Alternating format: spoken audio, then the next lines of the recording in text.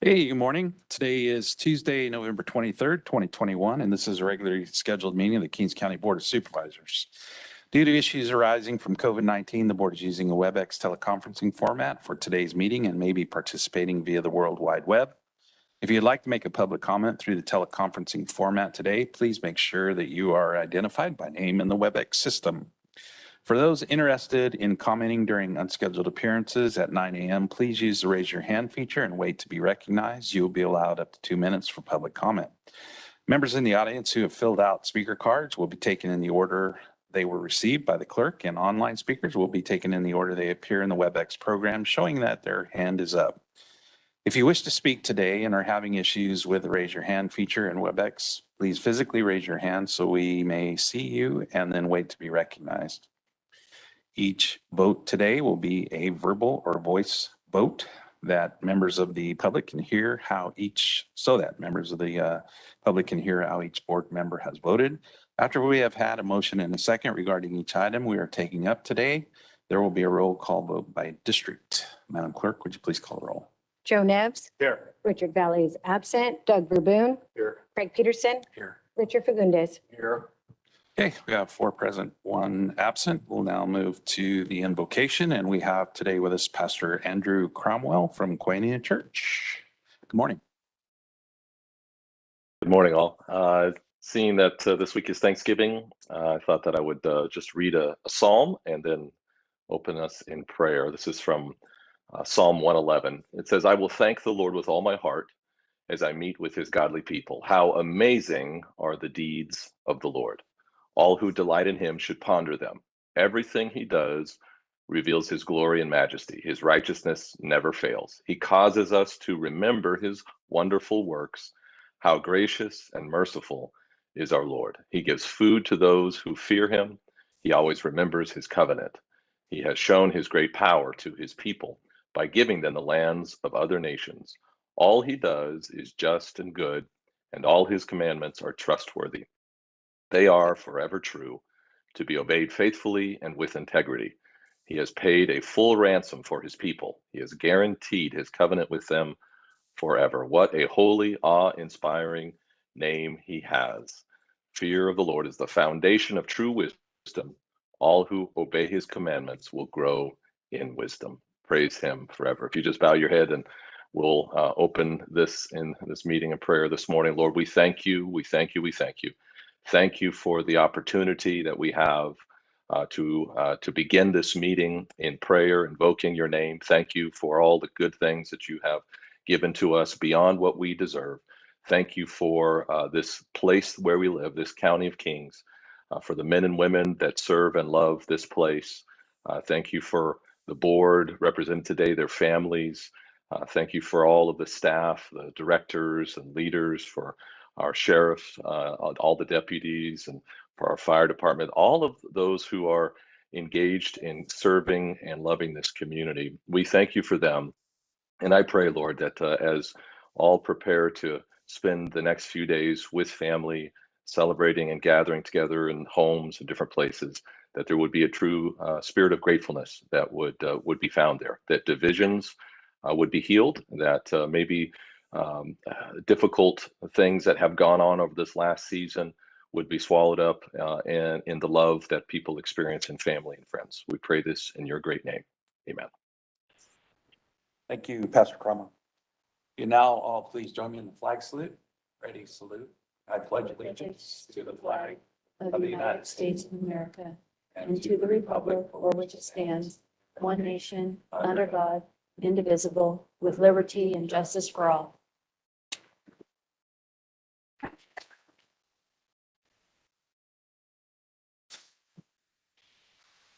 All right, we'll move to item 2, which is unscheduled appearances. Any person may directly address the board at this time on any item on the agenda or any other items of interest to the public that is within the subject matter jurisdiction of the board. 2 minutes are allowed for each item.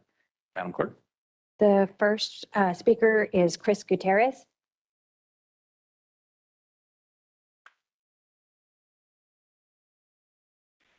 Hi, good morning. Morning. My name is Chris Gutierrez. I'm the Vice President of Local 3747, which is your Kings County Fire Department.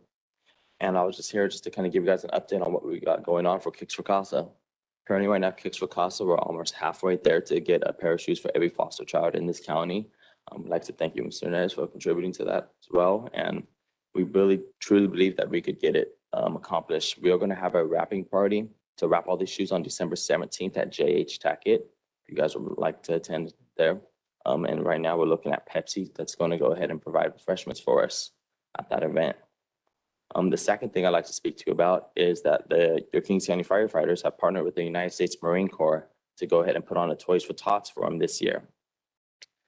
We're going to go ahead and have a toy drop-off location at our Christmas tree lot at Station 5 in Armona, and the United States Marines will be there to get any toys from the citizens. And the firefighters are going to go ahead and do 10% off of all for all of the Christmas trees to anyone that brings a toy, no matter how big or how small. We just would really like to see this become very successful for the Marines this year. Thank you. Very good. Thank you. The next speaker is Kathleen Jorgensen.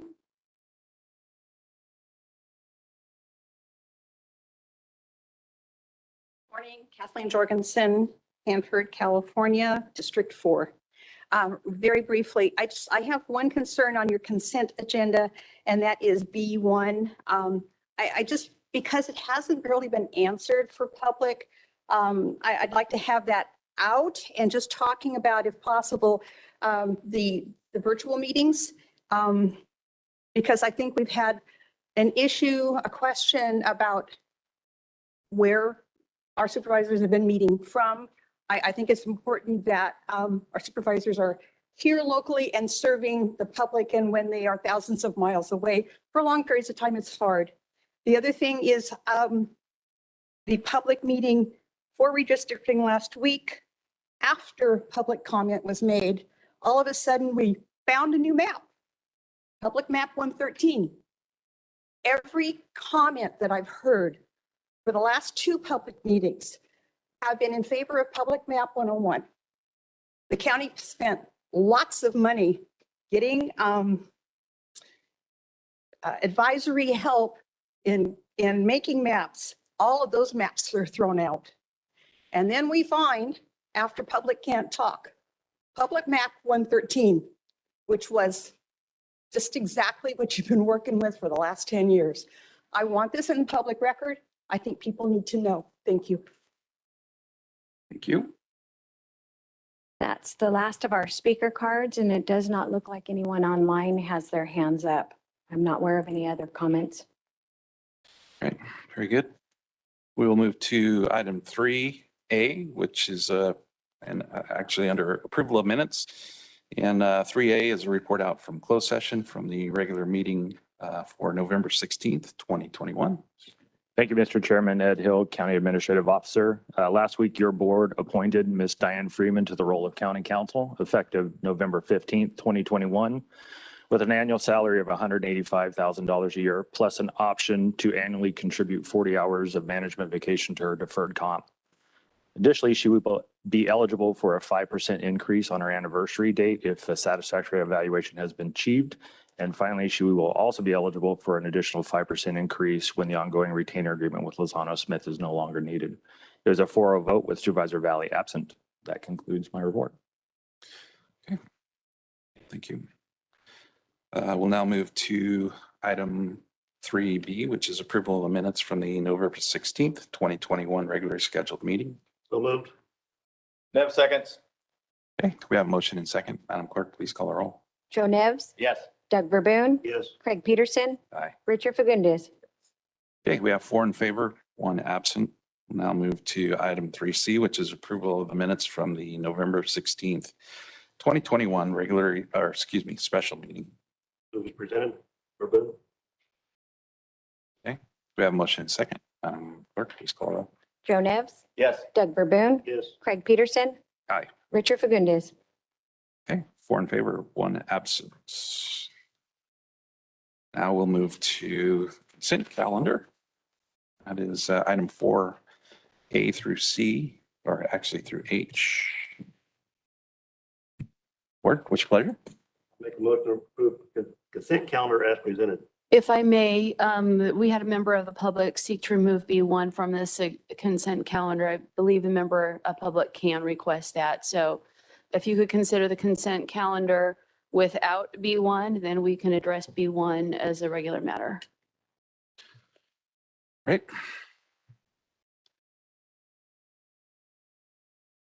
Did you amend it to take out item B? No. Okay. Yeah, you want me to amend it? Yeah, I'll make a motion to approve the consent calendar as presented with removing item B1. Right. Nev seconds. Okay, we have a motion and second. Madam Clerk, please call the roll. Joe Nevs, Yes. Doug Verboon, Yes. Craig Peterson. Aye. Richard Fagundes. Okay, we have 4 in favor, 1 absent. We'll now move to item B1 on the consent calendar. Yes, I'll handle that. Thank you. This is a matter to approve a resolution making findings that the conditions necessary pursuant to AB 361 still exist, and that would enable Kings County to continue to hold its meetings via teleconference. If I can remind the board, in order to continue holding meetings via teleconference under AB 361, it has to make findings which include the legislative body has reconsidered the circumstances of the state of emergency, which is what you are doing now, and any of the following circumstances exist. The state of emergency continues to directly impact the ability of the members to meet safely in person, or state and local officials continue to impose or recommend measures to promote social distancing. It's my understanding, and I have not seen it revoked, but there does continue to be a local official recommendation of social distancing, so the board can properly make those findings. And I leave it with you for your consideration.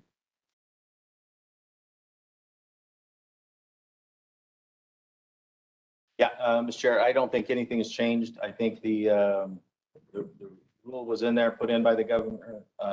It is very problematic having to do this every 30 days with all of the different committees and different assignments.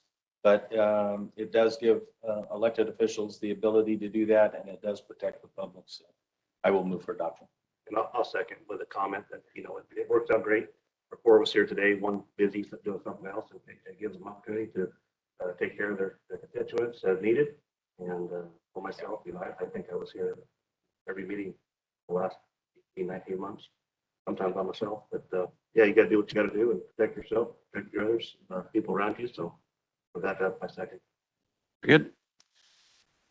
All right, we have a motion and second. Madam Clerk, please call the roll. Joe Nevs, Yes. Doug Verboon, Yes. Craig Peterson. Aye. Richard Fagundes. Okay, we have 4 in favor, 1 absent. I'll move to the regular agenda items. That's item 5, and we'll start with item 5A, which comes from the Human Resources Department. Morning, Chairman, members of the board. Henny Ring with Human Resources. Today's item is a memorandum of understanding between the county and the Blue Collar Unit. The county's agreement with the Kings County Blue Collar Unit expired August 31st, 2020, and was extended by way of side letter agreement through August 31st of 2021. Negotiations began in September of 2021 and were conducted in good faith. And a successor agreement was reached between the parties for a term beginning November 1st, 2021 through October 31st, 2025. The agreement has been ratified by the union membership, and staff recommends approval by the Board of Supervisors. This proposal agreement includes for all classifications represented by Blue Collar, with the exception of Vacated classification, to receive a 4 range, approximately 4% salary increase the first year, effective November 15th, 2021. A 3 range, approximately 3% salary increase in the second year of the contract, effective August 22nd of 2022. A 2 range salary increase in the third year of the contract, effective August 21st, 2023. And no increase in the fourth year. However, there is a reopener for both parties on wages and compensation. I'll give you the fiscal impact on this. The cost for the increases of year one in this contract is approximately $158,382 and will be reflected in the budget for fiscal year 21-22. The cost of the increases for year two is estimated at $226,787. The cost for increases in year three is estimated to be $293,737. The cost of the increases for year four is estimated to be $3,912. The grand total of the increased cost for all 4 years is estimated to be $682,818.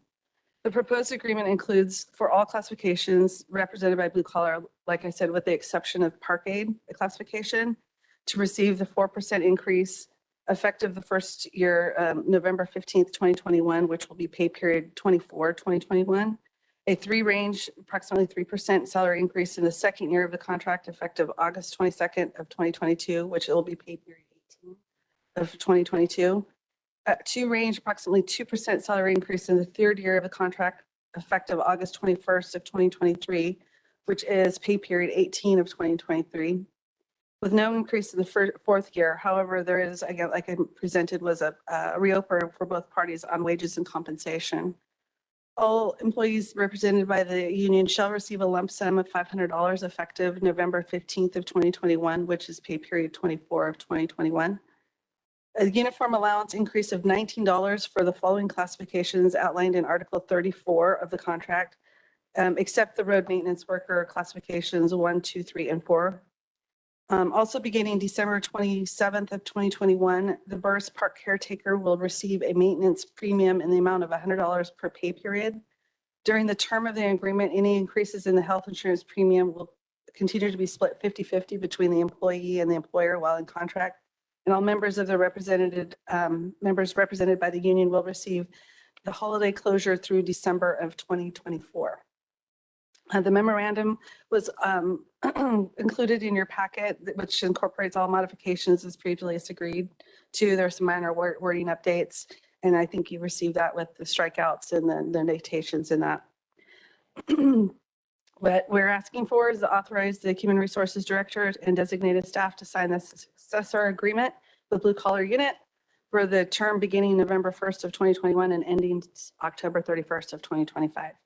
I'm available for any questions. Very good. Thank you. Questions from the board? Action. Move it presented. Okay.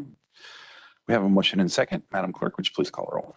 Joe Nevs, Yes. Doug Verboon, Yes. Craig Peterson. Aye. Richard Fagundes. Yes. Okay. 4 in favor, 1 absent. Thank you. for that. Good luck. One Thank more to you. go, huh? One more to go. I'll be back hopefully soon. Good. Thank you. I'll hold you to it. Right. Next, we'll move to item 5B1, which comes from the Job Training Office. Welcome, Mr. Lippincott. Good morning. Lance Lippincott, the Kings County Job Training Office and Economic Development Corporation. The item before you today is a micro enterprise grant that's being offered by the city of, or excuse me, not the city, the state of California, rather. The state of California has made an award of $192,288.28 to the County of Kings for disbursement to small businesses in increments of $2,500. The item before you proposes a partnering with the Fresno Area Hispanic Foundation to help provide some of the grant requirements. The grant does require that the entity receiving this grant have actual experience in disbursement of grants, as well as auditing and monitoring requirements on the back end. What's a little bit different about this one is, unfortunately, the grant process that was put forward by the state does not allow us to actually conduct any competitive process to secure any subcontractors or vendors. We actually engaged in that on our own. We reached out to several local area foundations to see if they would be interested in taking up this grant. Unfortunately, the Job Training Office is getting about max of what we can handle on some of this stuff. The Fresno Area Hispanic Foundation was put in connection with us with Supervisor Valley. Wanted to say thank you to him as well to serve this grant. We are proposing a partnership between the Job Training Office and the county, the Chamber for City of Hanford, the Chamber for City of Lemoore, and the Fresno Area Hispanic Foundation to disperse these funds in $2,500 increments across the county for all eligible small businesses. And I can answer any questions if you have any. Very good. Thank you. Questions from the board? Make a motion to approve as presented. Second. Thank you. Does the, is the funding, is there any assistance with respect to, I mean, obviously clearly the small business challenges, finding employees. How is it dispersed? So they make allusions that could be used for outreach for employees and stuff like that. I will say right now, currently the job training office has about 1,000 job orders that we're simply unable to fill at this point. Along with the Kingsburg T-Mobile Service Center, which is going to pull another 1,000 employees as well. We're definitely in a labor crunch. This funding, while it isn't specifically geared towards it, we are trying other stuff. And I encourage everybody to come to the job training office if you have a need. We're actually talking about an upskilling contract, which we're bringing on the 7th with Adventist Health to help them. They're short as well. This funding won't address directly that, and it's only $2,500 a business. This is more for fixed costs, but they are allowing a lot of leeway with it. Very good. Thank you. So if they want to apply for it, they want your website.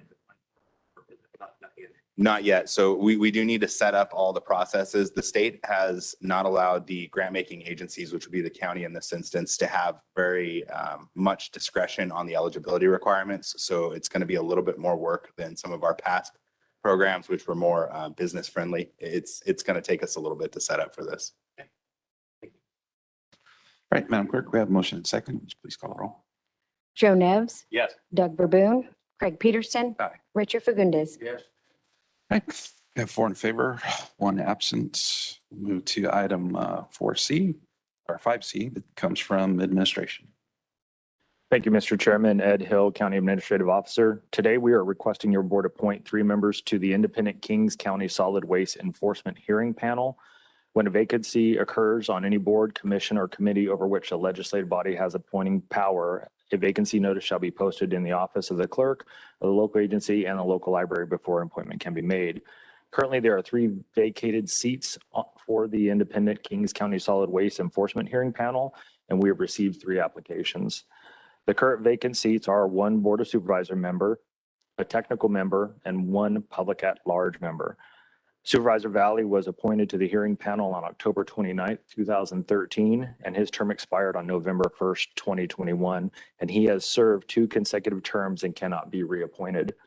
Supervisor Joe Nevs was appointed to the hearing panel on November 1st, 2005, and served until October 29th, 2013, and he has served 2 consecutive terms and cannot be reappointed. A new member of the current sitting Board of Supervisors will need to be appointed. Currently, Supervisor Doug Verboon, Chairman Peterson, and Supervisor Richard Fagundes have not served on the hearing panel and may fill the vacancy. The 1 technical member, this member shall be a technical expert selected for legal, administrative, or technical abilities with knowledge of solid waste management methods and technology. There is currently 1 application received for this vacancy. Lee Johnson is a retired Kings County Supervising Environmental Health Officer. The 1 public at-large member, this member shall represent the public at large, and currently there are 2 applications received for this vacancy. Rudolph Stransky, registered nurse, and Salvador Nguyenez, manufacturing manager. The panel coordinator is recommending Salvador Nguyenez for appointment. Pursuant to board policy, the administrative office makes no recommendations on advisory board appointments. This concludes my report, and I'm happy to answer any questions. Very good. Thank you. Do you want one of us to volunteer now or you be appointed That's correct. to our resident? We want to nominate you right now. I know you can. A lot of nominating. Yes. And that'll be fun. You want to do it? Yeah, I'll do it. Yeah. I'll nominate. And then the other 2? Lee Johnson, and I want to do the registered nurse. Rudolph. Yeah, sorry to chime in, Mr. Chairman. Supervisor Verboon through the chair. Rudolph actually has a conflict of interest as his spouse is an environmental health services officer already. A little bit of the other one. That would be Salvador. Those 3. Right. Do we have that clear? Yeah, I think what we would need to do is make a motion for these 3 appointments. So we have a motion. Is there a second? Those 3. And Nev seconds? before they change it and mess it up anymore. All right, we have a Thanksgiving, man, I love you. messed up motion in a second. So, Madam Clerk. It's clear to us. Joe Nevs, Yes. Doug Verboon, Yes. Craig Peterson, Aye. Richard Fagundes. Okay, we have 4 in favor, 1 absent. Right. Motion carries. Move to item 5D, which comes from Public Health.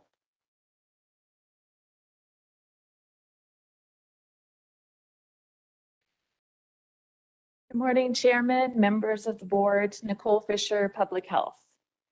I stand before you today for the upcoming World AIDS Day, which is observed every year on December 1st. It is an opportunity for people locally here in Kings County and worldwide to unite in the fight against HIV, to show our support for people living with HIV, and to remember those who have died from an HIV-related illness. World AIDS Day started in 1988, and it was the first ever global health day. I encourage the board and audience members today to see our display in the hallway outside with our AIDS quilt that was made over 20 years ago. And it was made by local people and family of those living with HIV here in Kings County. I would like to ask Sheila and Gabby to come up to the front. We have 3 members of our 3 staff in our HIV programs of non-medical case management and HIV surveillance. Sheila is our social worker and Gabby is our LVN. We also have Donna, who could not join us today, who is our medical assistant. They will be passing out a red ribbon to all of you up front, and we'll have extra to put in the administration office to be worn to recognize World AIDS Day.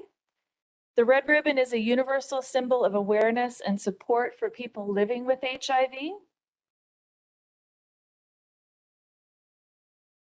Thanks.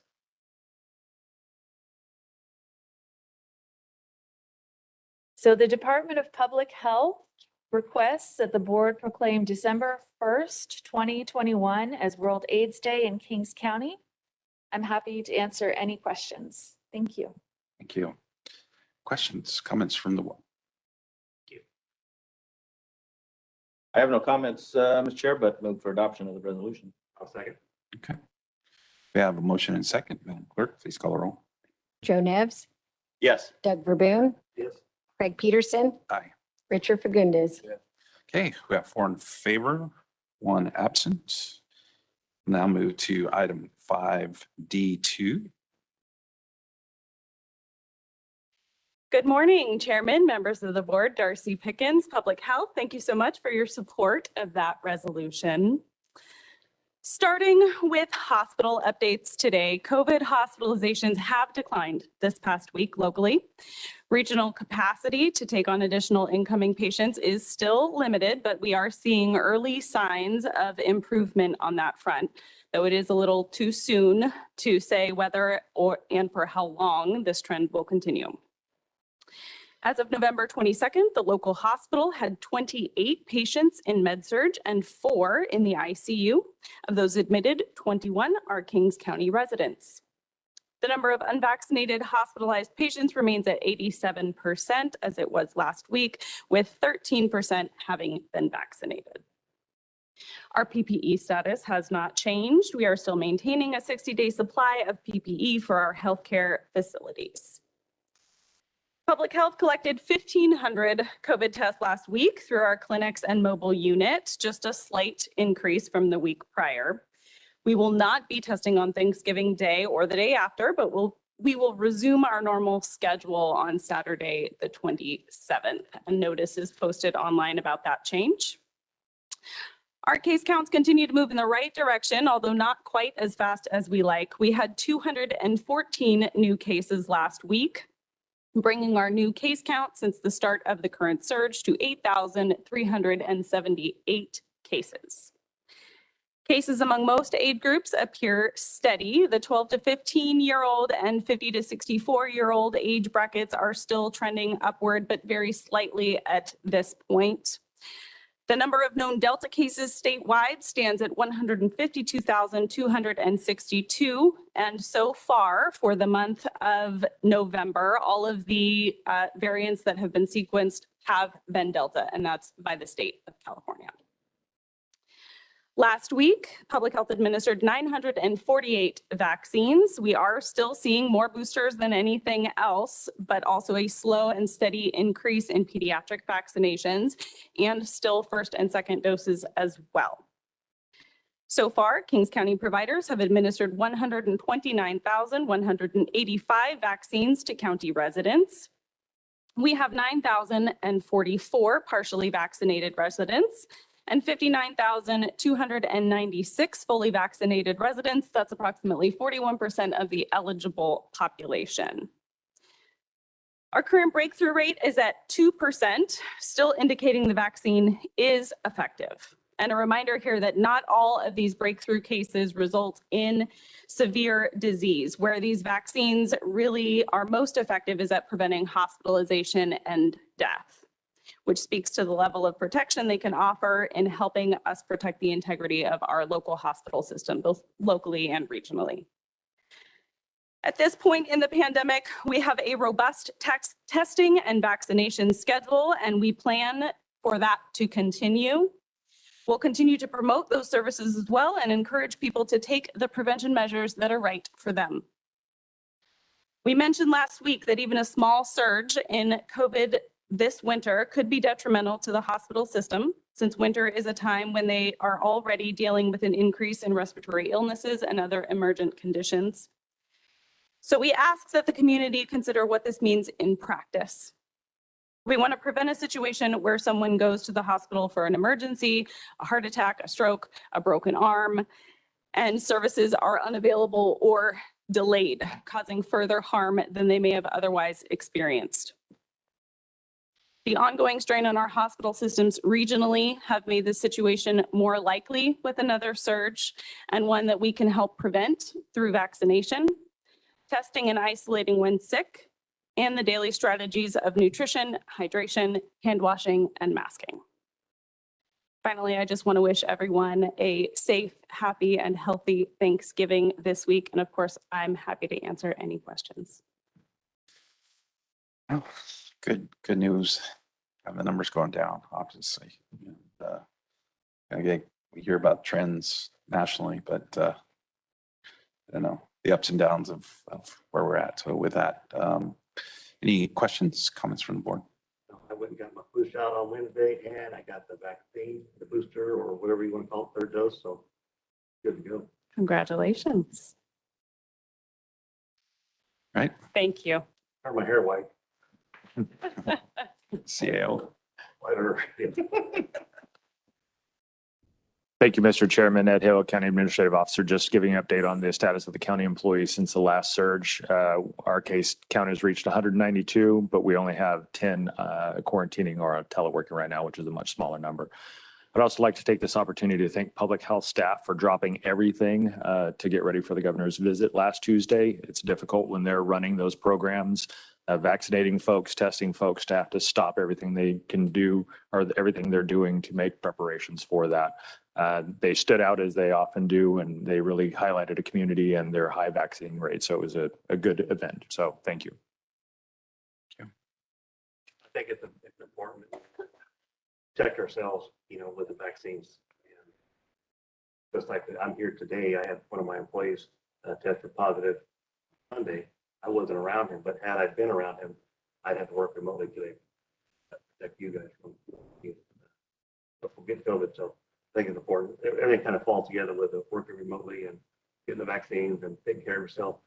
Hopefully this Thanksgiving, families coming together, everybody does the right thing and keeps a distance. If they're not vaccinated, if they are, wear a mask. Not wear a mask or get vaccinated. Important. This might be here for a long time. Yep. Right.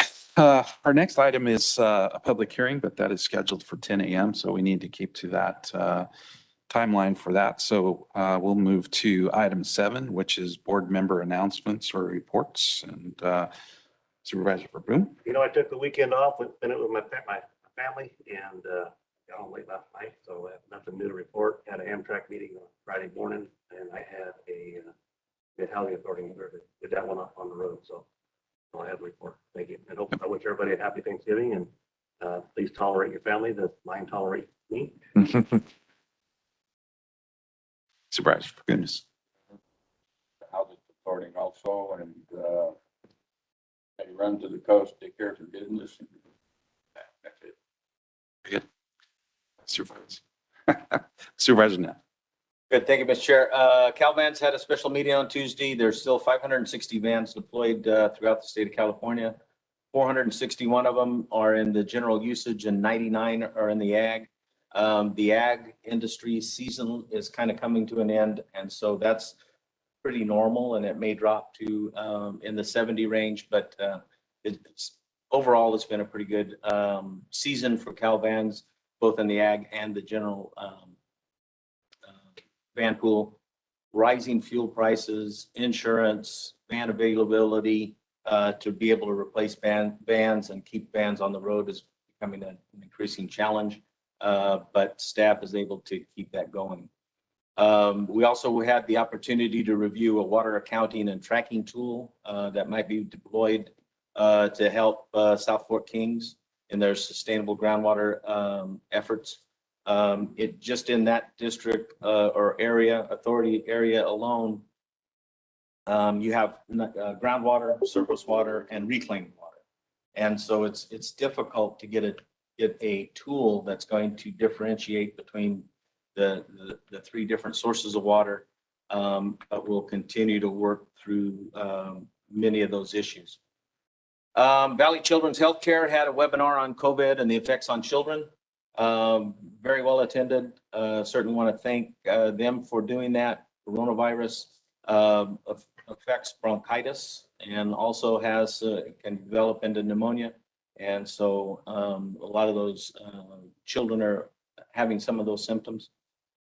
The mutation of the virus continues to be a threat to healthcare providers, like many viruses do, and causes treatment and research to be continually changing and adapting as the virus continues to change.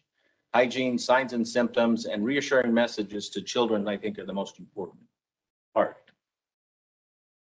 KCAC had a special meeting in order to comply with the governor's order on pandemic, and we were able to have established quorum and extend that virtual format for that organization.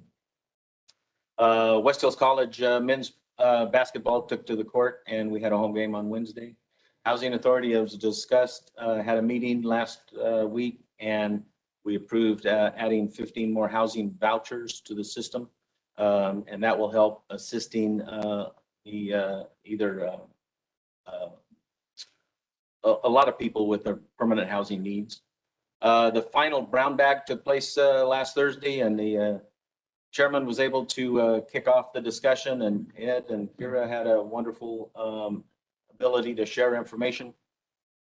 And I was able to come in and draw the names and give away all the prizes. So I think I would do the best job. But, you know, when you give anything away, everybody likes that part. So when you do a brown bag, he has to wear a brown bag over his head? Correct. Yeah. But I just want to thank all of the employees, staff, and everyone that put that program together, as well as participated in it. A lot of good information. So I want to thank that. Also, the Battle of the Badges yesterday. I got the report last night. There were 655 units collected through the Battle of the Badges campaign. 65 of them yesterday at Kings County. So it continues to be a good program, and the need for blood is consistent. And so certainly want to thank everybody for doing that. And then finally, on a personal note, kicked off the 36th season, or actually 37th season, playing Santa Claus this past weekend, and had a lot of fun with that. I missed a couple of assignments that I traditionally do, but unfortunately, because of COVID, it just wouldn't work in the schedule. Granddaughter also celebrated her 17th birthday, officiated over the Greenhound banquet at La Grande FFA.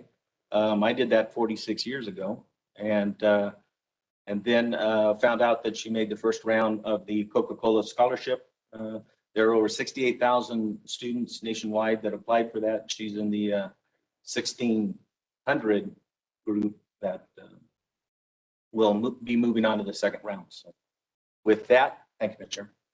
Thank you. It's my son's daughter, but a good thing is she took after her mother. Yeah. He's saying she can't play Santa Claus? Well, yeah, it's nothing's out of the, Yep. everything's possible. She's gonna, yeah. All right. As well, I didn't make the meeting on Thursday that you all did with the Housing Authority. I had the monthly meeting of the San Joaquin Unified Air Pollution Control District. Couple of issues that are always upfront on that. AB 617, which was Assembly Bill 617, which focused on disadvantaged communities and air quality and with disadvantaged communities. And this is direct funding from the state. It's not funding from the typical air district pool of funds.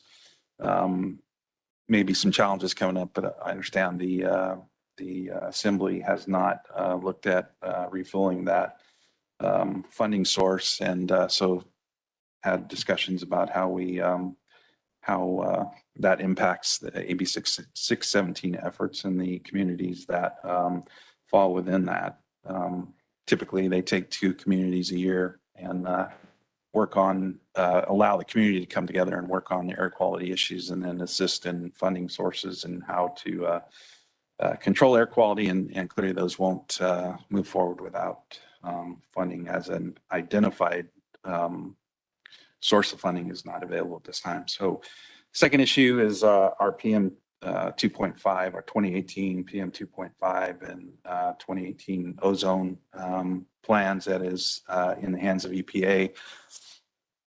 They have failed to act on a complete plan. Portions of our plan are approved, but these 2 issues, they were recently sued. And, I think from the air district standpoint, we would like to see the plan approved as well, and are unclear why EPA hasn't moved on that yet. They have all the information they need. And so I think this will push EPA to find a final position.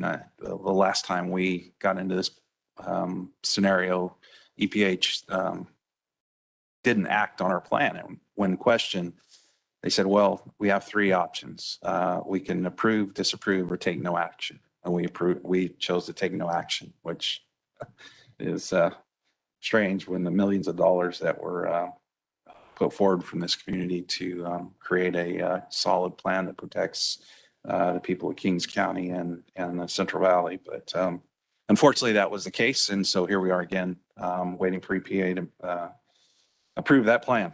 But with that, I have no further other than to wish everyone a happy Thanksgiving, and to enjoy your family in maybe a little different way this year. And I think we're all ready for that. And so with that, I'll go to CAO for board correspondence.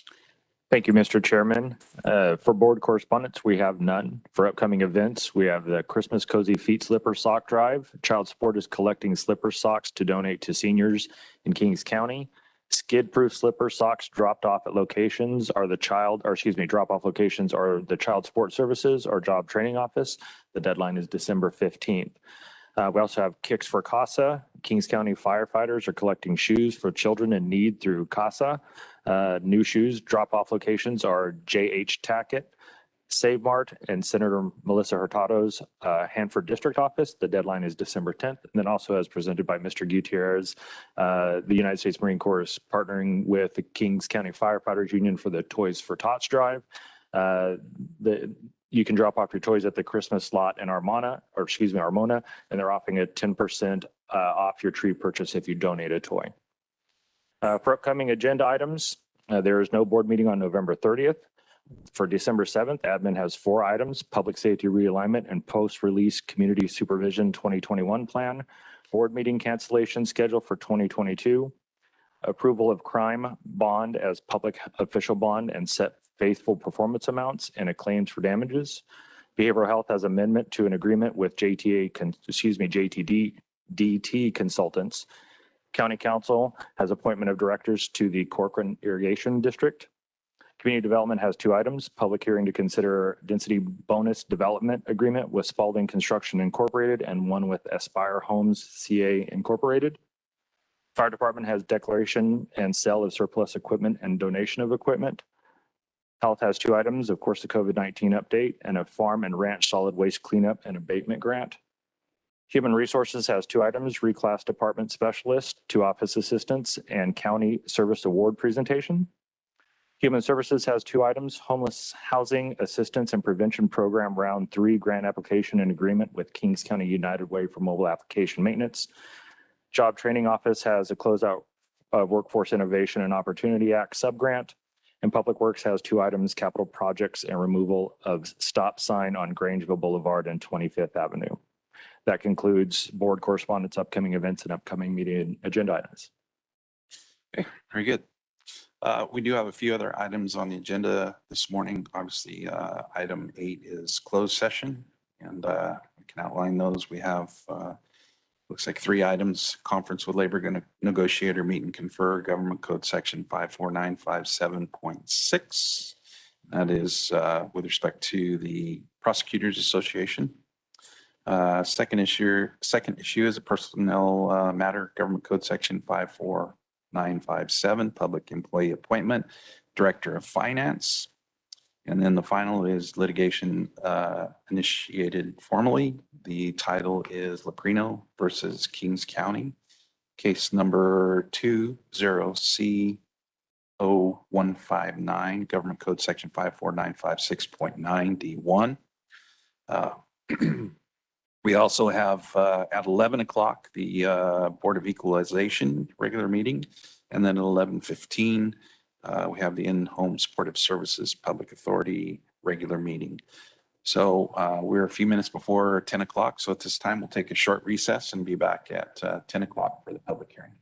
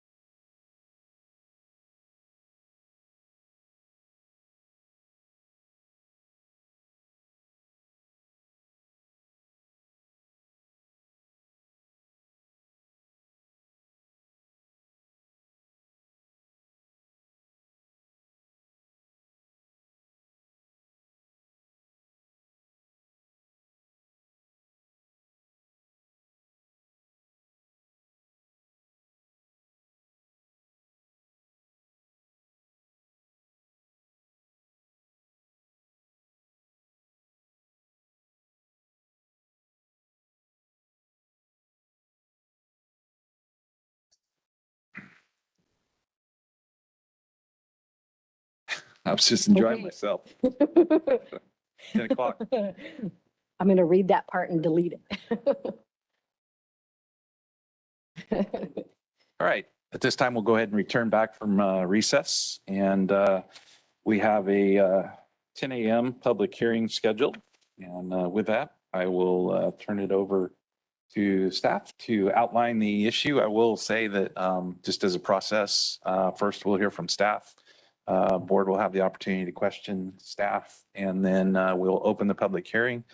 At that time, the public will be provided the opportunity to provide any testimony that they wish to provide. We'll close that portion of the public hearing and bring it back to the board for deliberation. And so with that, Mr. Kinney. Good morning, Mr. Chairman, members of the board, Chuck Kinney, Community Development Agency. Just coming up to introduce our newest planner to the county, which is Noelle Tomlinson.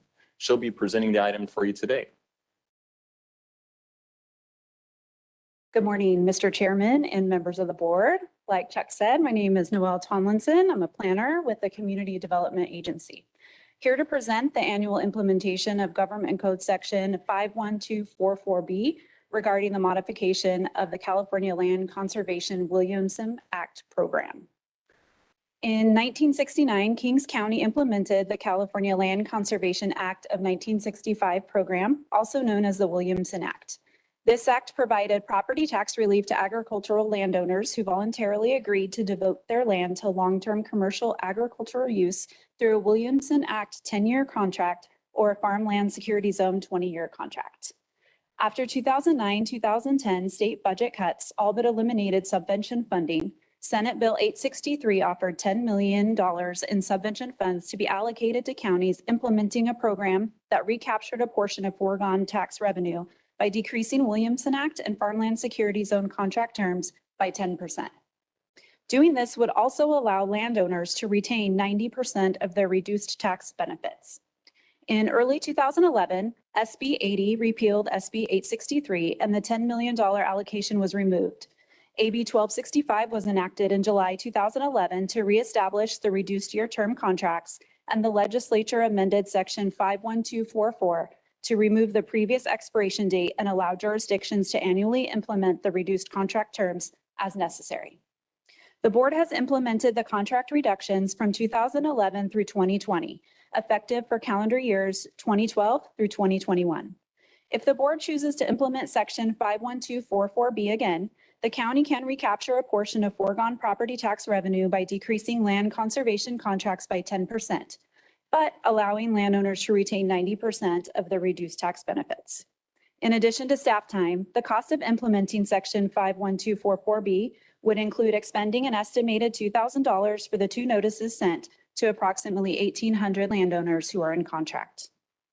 Staff recommends holding a public hearing to receive public testimony regarding the implementation of Section 51244B, which allows for the 10% reduction in the Williamson Act and Farmland Security Zone contract terms. If the board adopts implementation of Section 51244B, the following actions are also required. Determine that the state funded less than 1/2 of Kings County's actual foregone property tax revenues in the prior fiscal year 2020-2021, and state landowners may choose to not participate in implementation of Section 51244B by serving a notice of non-renewal within 90 days of the date of notice of the opportunity to prevent modification and reevaluation of contracts authorized by Section 51244B or before February 1st, 2022. And amend the county's Land Conservation Act program procedures by extending the deadline for landowners to file notices of non-renewal for calendar year 2021 to February 1st, 2022, and adopt a resolution authorizing implementation of Section 51244B. And that concludes my presentation, unless there are questions. Thank you. Okay, very good. Thank you. Welcome. With that, board, I mean, this is a fairly standard issue that we deal with on a regular basis, but for those that may not understand this issue, it's always time when we get a few phone calls. And so with that, are there any questions from the board? Okay. With that, we will go ahead and open the public hearing. And Madam Clerk, do we have anyone that has requested to provide testimony? I have not received any written comments and there is no one online with their hands raised. All right, one last chance. Seeing no one moving forward, we'll go ahead and close the public hearing at this time and back to the board for deliberation. Board, pleasure. Mr. Chair, if there are no other questions or comments, move as presented and resolution 21-76. I'll second. Okay, we have a motion and a second. Madam Clerk, would you please call the roll? Joe Nevs, Yes. Doug Verboon, Yes. Craig Peterson. Aye. Richard Fagundes. Yes. Okay, we have 4 in favor, 1 absent. And with that, that ends this portion of the meeting. We now can, I guess we have our next meeting is the 11 o'clock